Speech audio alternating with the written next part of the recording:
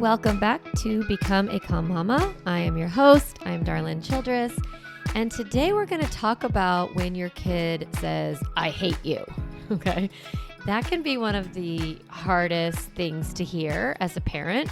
And it can be one of the most triggering things that our kids say. And so I wanted to give you some really tangible, easy to apply strategies to help change that pattern, and also to give you some ways to think about it so that it doesn't upset you so much. So let's get right into it. And essentially today, I'm going to be walking through the Calm Mama process, which is calm, connect, limit set, correct, using the example of I hate you. So that's, kind of the model that I'm giving you is really the Calm Mama process in action around a very specific behavior. All right. So let's, like I said, dive right in.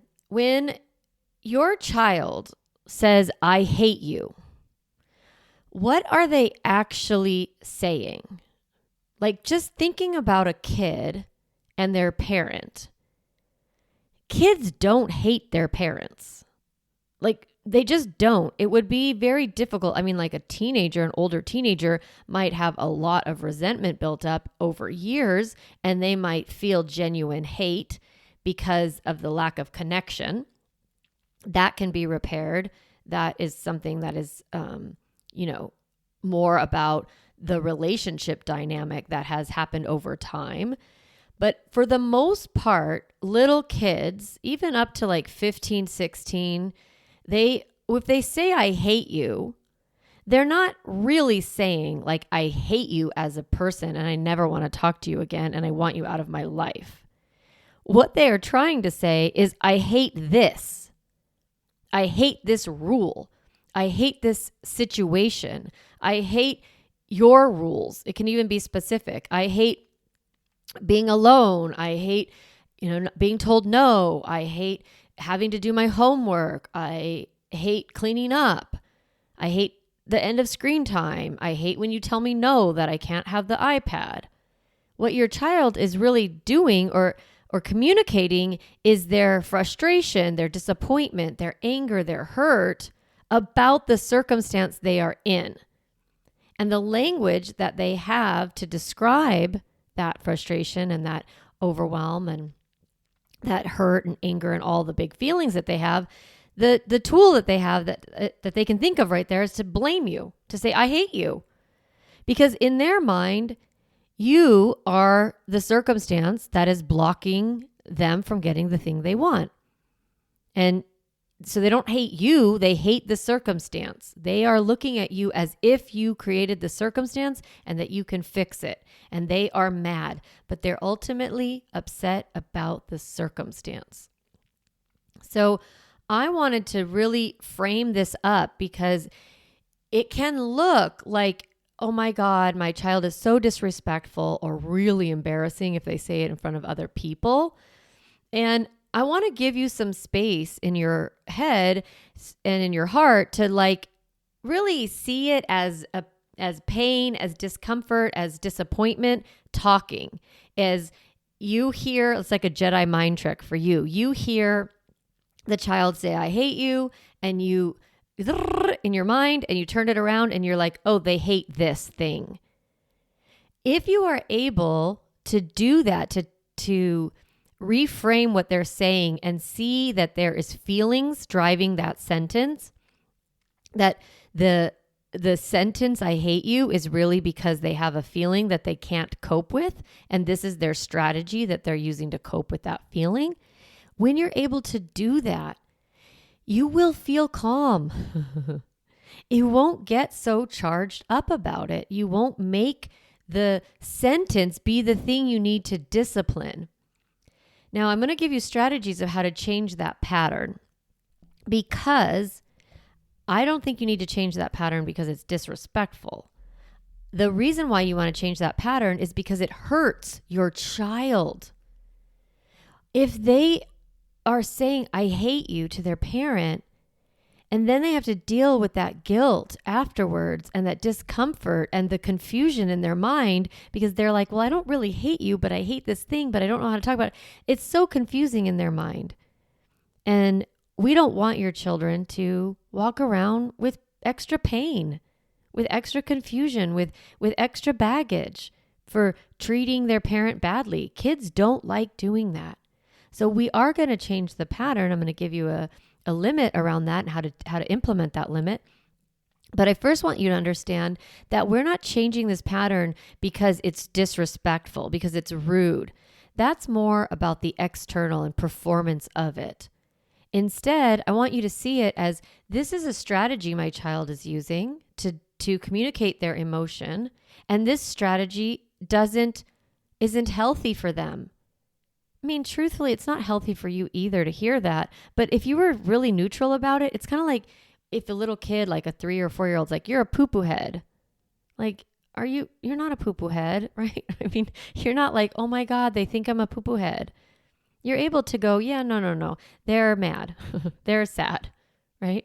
They don't have the language to communicate this thing, that they feel.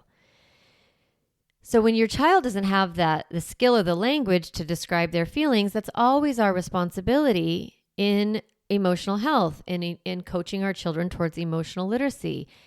Remember, I say this all the time, but emotional literacy is I know what I'm feeling, I know how to talk about it, and I know what to do with those feelings.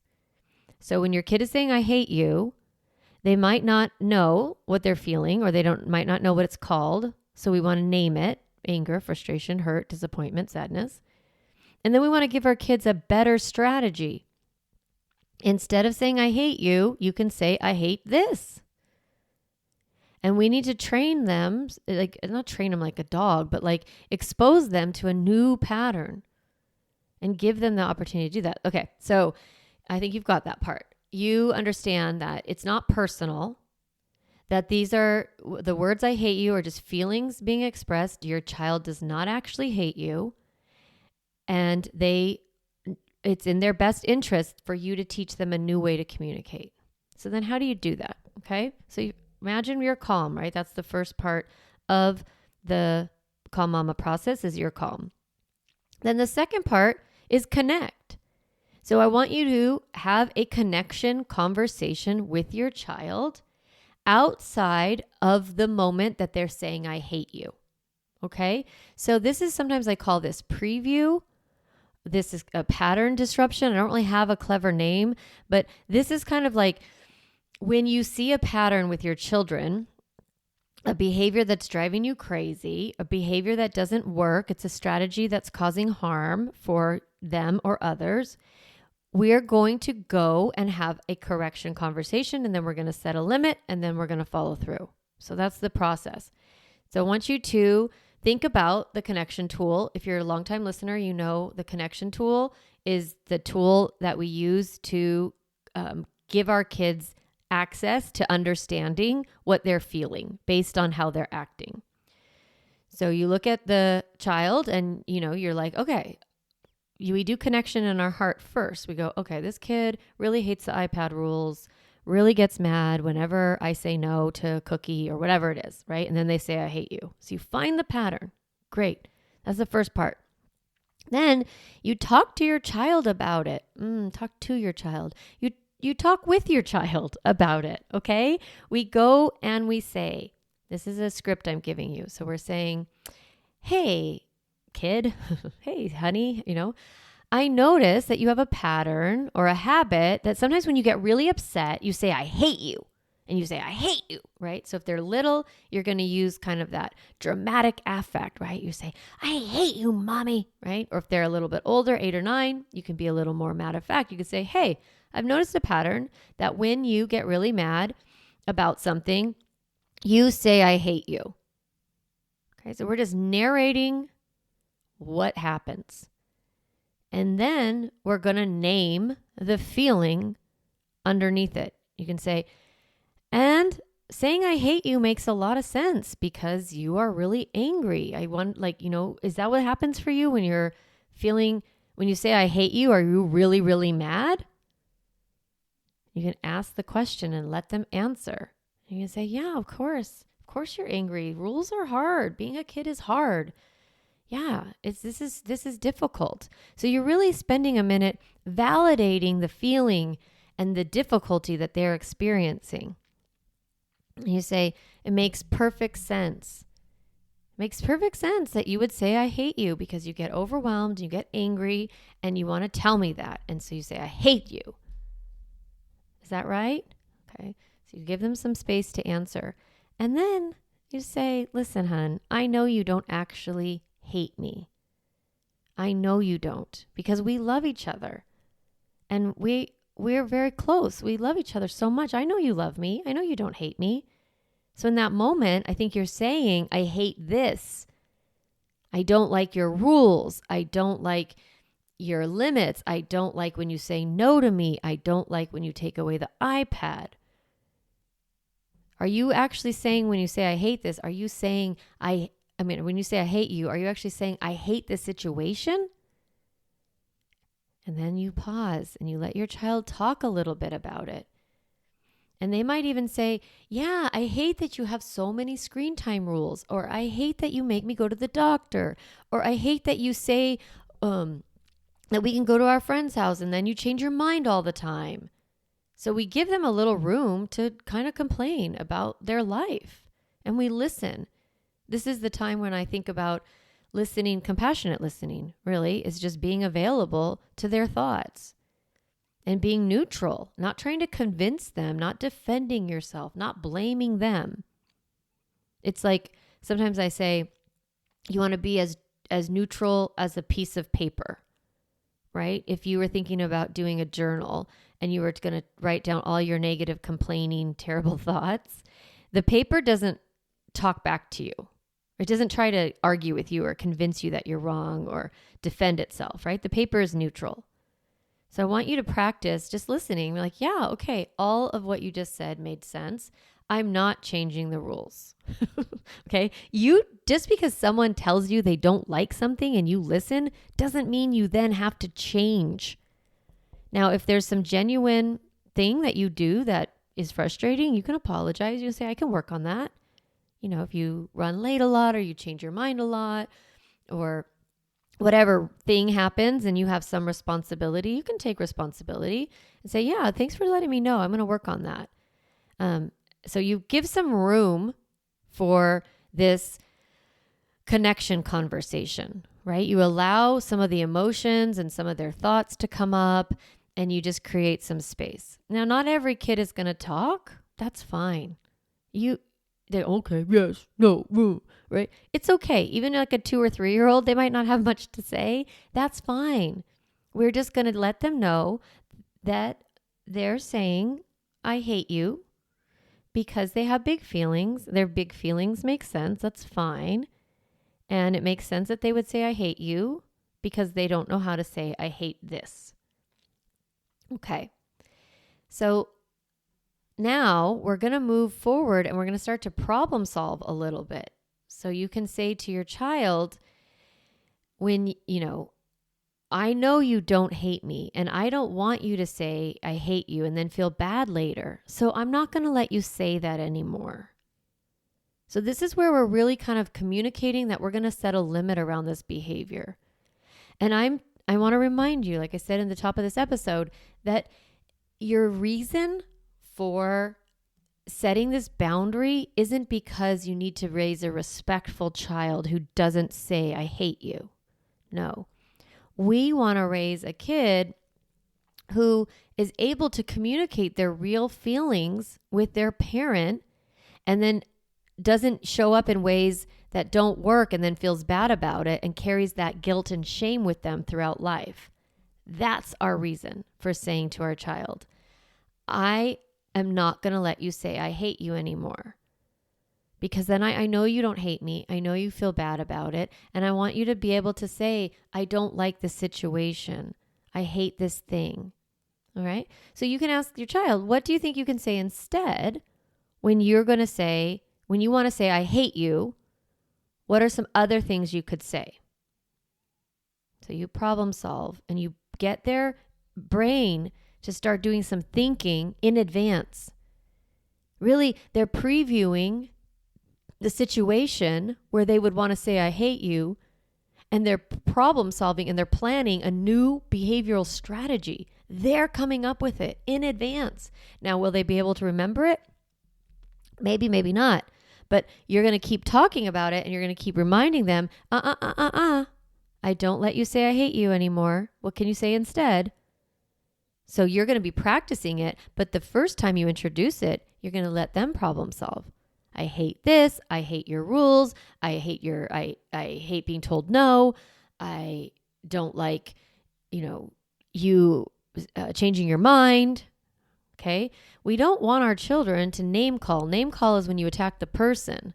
We want our kids to be able to talk about the situation and separate the situation from the person so that they can talk about the situation and their thoughts about the situation, not make it personal. We want to help them not personalize things, just like you're not personalizing things. Yeah. I wanted to say something else about this is that, when you teach your kids to separate circumstances from people, they are actually able to do that for themselves too. Because I don't want your child to go around saying, I hate myself. I hate me.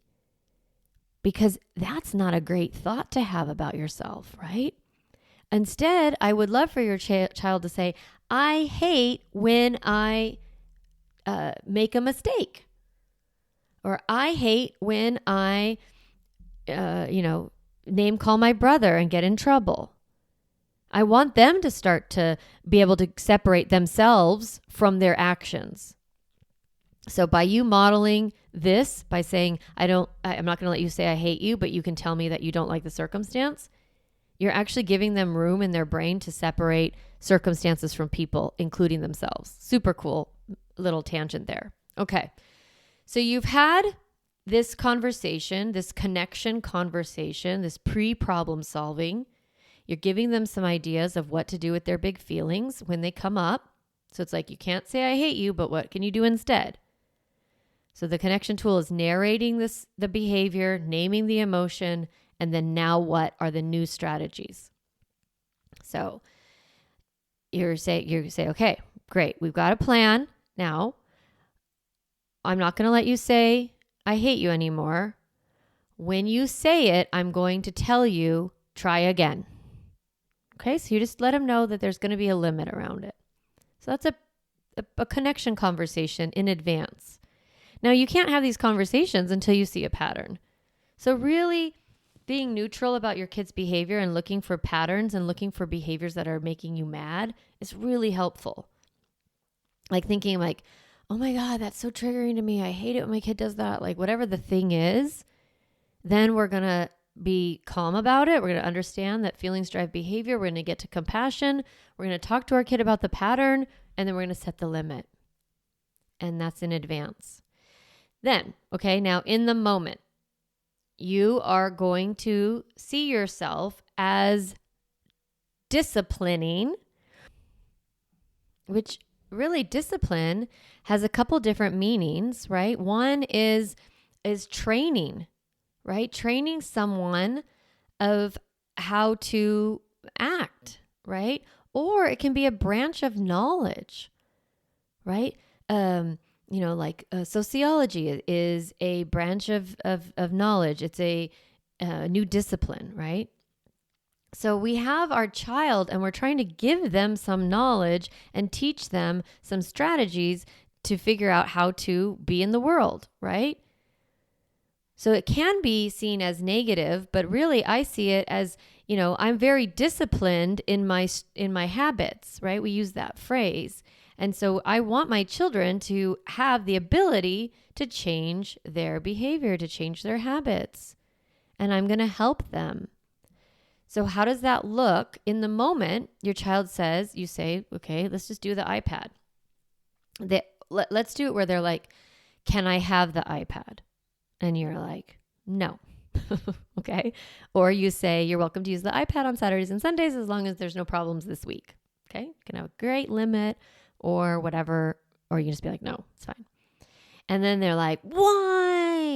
I don't, can't you give it to me? Other kids get it all the time, and other parents are nice, and you're mean, and this is not cool, and they're goading you into having a conversation, right? You can be really strong there. You can be disciplined, as we say, and just say, oh, I'm not open for discussion. I'm not open for this conversation. It's okay to be mad about my rules, but I'm not really answering questions right now about my rules. You can say that at any age, by the way. And then they're like, oh my God, I hate you. And you say, remember, I'm not going to let you say I hate you, but you are welcome to tell me that you don't like something I'm doing. So try again. You can say, I hate this. I hate your rules. I hate this situation. Try again. We really want to give our kids the opportunity in the moment to see their own pattern, to see their strategy, to say, look, you're getting really mad. And instead of just saying, I'm really angry and I don't like this situation, you're personalizing it and you're saying, I hate you. So you can say, I know you don't hate me. It's okay to be mad. It's not okay to say I hate you. Try again.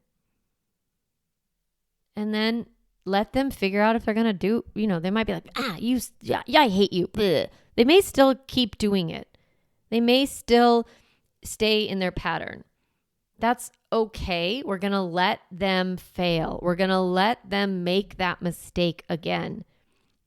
A big part of this process, this parenting process that you're learning, is that kids are going to make mistakes. They're not going to be able to self-correct in the moment. Their emotions are going to get ahead of them. They're going to have a lot of big feelings. They're not going to know what to do with those big feelings, and they're going to come out through their behavior.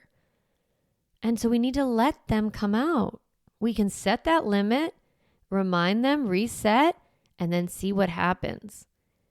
And then if they are able to keep it and they reset, I'm sorry, I just don't like the situation. Great. Okay, we'll talk about it in a little bit. We're all really upset right now. So you can kind of delay that conversation. Now, they might not be able to reset. They might not be able to kind of put on the brakes of their own emotions. They might, oh, you know what? I hate you even more. Okay. So if they said that, that's fine. Go, okay. You're really upset. Let that emotion just fizzle out. It does. You don't need to do anything in the moment. This is the whole thing about delaying consequences. What are you supposed to do in the moment when your child is already upset that you said no about something? The only thing you're going to do is threaten to take away more privileges in the future. And it's just going to create more negative emotion in both of you. It's not worth it. Your child has a feeling they don't know what to do with. It's coming out through their behavior. No problem. Delay. Circle back later. Okay. The process, remember, I'm calm about I hate you. I connect with them about I hate you. I set a limit around I hate you, and then correct. So calm, connect, limit, set, correct. So now we come back and we say, hey, remember yesterday or earlier today, you said you hate me. Remember that? And you said, you said I hate you. And I had said, I want you to say, I hate this. Do you remember that? And like, no, I don't know. Who knows? Whatever they say is fine. You go, okay, listen, honey, I know you don't hate me, but when you say I hate you to me, it does hurt my heart. And I know it hurts your heart too, because I know you don't hate me. I know you love me. So why don't you do something that repairs the hurt that you caused? Would you be willing to do something kind for me to make that right and to show that how much we love each other? I'd love to do something together with you because I know you don't hate me. I know you love me. And why don't we show how much we love each other?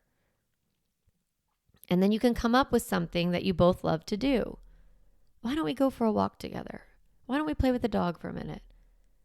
Why don't we, put together the snack tray? Like, the snacks or whatever. Why don't we read a book together? Why don't you, kid, do a little chore for me? Because that would really repair and that would show me how much you love me. I know you love me, but I know you also probably want to show me that. So we're giving our kids an opportunity to repair so that they feel better about their behavior and so that they learn that their behavior has a consequence. So with I hate you, right? That what the hurt is ultimately that they are hurting themselves by saying they hate their parent. That feels gross and yucky. But if you give them a way to fix it, it feels better. So the purpose of the consequence isn't to cause them pain or shame, is just to give them an opportunity to make things right. Mostly for them. But you have to kind of hold it a little bit like, yeah, no, I don't like it. It hurts my heart a little bit because I know it's not true. I know you love me and I know you want to show me you love me. So let's figure out a way you can do that. So do you see how correction isn't necessarily because you said, I hate you, I'm not giving you the iPad. Because you said, I hate you, I'm not taking you to the park. It doesn't need to be like a punishment like that. I'd rather it be, hey, I know you don't hate me. Why don't you show me some ways that we love each other? And give them a chance to show that. That will feel good to them. Okay. I love you. Ha ha ha. Anybody who's listening. And, this might be helpful in other relationships that you have of like, when somebody says something personal to you, recognizing that it's not actually personal. It probably has to do with some emotion. And even with an older teenager, it doesn't have to be this big, like, okay, they hate me. Our relationship is broken and ruined. It's like, no, this is probably years of some resentment and some frustration. And let's go ahead and, work that out. That's a topic for a different podcast episode. And it's also something we do in the Emotionally Healthy Teens class, which is coming up. I only teach this class twice a year. And the next class starts April 15th. We're going to meet on Mondays at noon for 6 weeks. The class is at noon Pacific, so 3 Eastern. And we're in that class, we talk about really repairing our relationship with our teenagers and how to parent them in a way that sets you up for the future so that you have a good relationship as they head into adulthood. And sometimes that means repairing some of the underlying resentment within you and them. Because sometimes we feel like we hate our kids, right? But we don't. I know you don't. It's always just your own feelings of hurt and frustration about their behavior or the circumstances that you're in that you don't know how to communicate. So if you're curious about the Emotionally Healthy Teen class, I recommend you go to the website calmmamacoaching.com. Under programs, you'll see teen class and you can sign up and it includes a workbook and a lot of support. So I'm not going to teach that class again until October of 2024. So I encourage you to sign up if you're interested. And like always, if you want to just chat with me and connect and talk about the different ways I work with people, the different programs I have, that other option is to book a consultation with me. And you can do that right directly on my website, calmmamacoaching.com. And I'd be happy to talk with you and get to know you a little bit. So this week, really thinking about this phrase, I hate you. If you have a kid that's in a pattern of I hate you, this is your episode. Re-listen to it. And if you have any questions or concerns, reach out to me. All right. I hope you are having a great week, and I will talk to you next time. Hey, Mama. If you enjoyed this podcast episode, I want to encourage you to do 2 things. The first is go to my website, calmmamacoaching.com, and get a copy of the Stop Yelling cheat sheet. You'll get a step-by-step breakdown of the most important tool I teach, which is the pause break. And you'll also get 40 ideas to reset your body and balance your nervous system so you don't have to yell at your kids. You can get a copy of that, again, at my website, calmmamacoaching.com/stop yelling.